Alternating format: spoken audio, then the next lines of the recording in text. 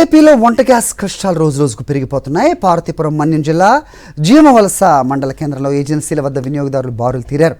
ఖాళీ గ్యాస్ బండలతో వచ్చిన వందలాది మంది గంటల తరబడి క్యూ లైన్స్లో ఎదురుచూసి చివరికి నిరాశతో వెనుదిరగాల్సిన దుస్థితి ఏర్పడింది. 30 కిలోమీటర్ల దూరం నుంచి పనులు మానుకుని గ్యాస్ కోసం వస్తే సిలిండర్ దొరకట్లేదని ఇక్కడ వారంతా ఆవేదన వ్యక్తం చేస్తున్నారు. గ్యాస్ బుక్ చేసి 60 రోజులు దాటినా సిలిండర్ సరఫరా చేయట్లేదని స్థానికులు ఆగ్రహం వ్యక్తం చేస్తున్నారు. సరైన సమాచారం ఇవ్వకుండా గ్యాస్ ఏజెన్సీ నిర్వాహకులు నిర్లక్ష్యంగా వ్యవహరిస్తున్నారని ఆగ్రహం వ్యక్తం చేస్తున్నారు.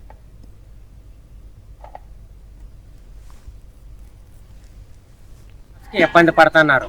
ఎలాగా వారం రోజులు అయ్యింది గ్యాస్ బుక్ చేసి, రోజు రేపు అవుతుంది, రేపు వస్తుంది అన్నారు. తీరామసి ఈ రోజు వచ్చాం. మీ గ్రామం వెళ్తుంది బండి అని అడిగితే డ్రైవర్కి తెలియదు అన్నాడు, ఓనర్కి తెలియదు అన్నాడు. తీరామసి మా గ్రామంలో బండి ఉంది, ఇక్కడ మేము ఉన్నాం. అయితే ఇప్పుడు దేనికి వెళ్ళినట్టుగా ఆ గ్యాస్ వ్యాన్ 15 రోజులకి 16 రోజులకి వ్యాన్ వస్తుంది. వ్యాన్ వస్తే ఇక్కడ లైన్లో దాదాపు 200-300 డెమ్ల వరకు లైన్లో ఉంటున్నాము. గ్యాస్ మా దగ్గరికి వరకు వచ్చి మిస్ అయిపోతుంది, రావట్లేదు. ఊర్లో ఇంకెప్పుడు గ్యాస్ వస్తుందో ఎప్పుడైనా ఒక క్లారిటీ లేదు. సో 2 రోజులకు 3 రోజులకు గ్యాస్ వ్యాన్ వస్తే గ్యాస్ కొరత అనేది తగ్గుతుంది. ఈ విధంగా అనేది చాలా కష్టము.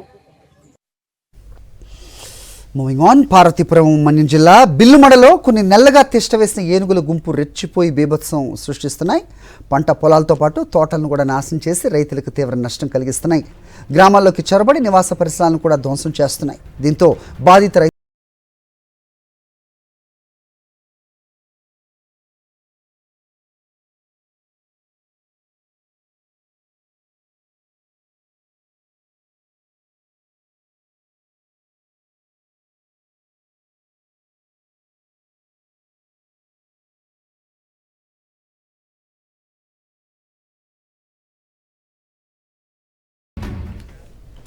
వైఎస్ఆర్ జిల్లా మడకలవారిపల్లి సమీపంలో సిమెంట్ రెడీ మిక్స్ ట్యాంకర్ బోల్తా పడింది.